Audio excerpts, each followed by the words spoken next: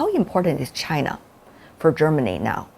China is a world leader and a big economy.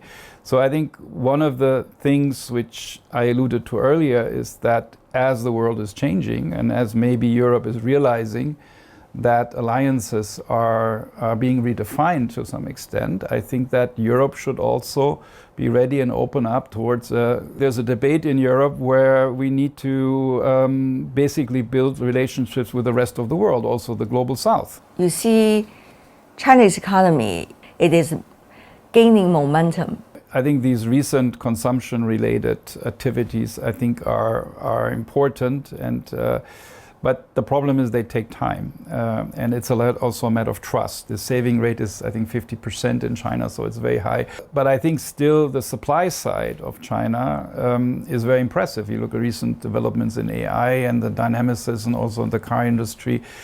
I think the country, if it manages this trust and confidence issue well, then I think there's quite a lot of fundamentals in China, given that the situation stays stable, which I think it will, that this country is going to make a major contribution. From a European point of view, I think China could be very well a partner, where we could work together more on some of these, developing some of these technologies, assuming that the level playing field is there. Should Europe re-examine the kind of nature of relationship it earlier decided to have with China? I think now it's being reassessed for the developments which are taking place. But I think that a more constructive relationship, a multipolar world is something we should move towards. And economic relationship, look at trade or investment over many, many years has been very strong.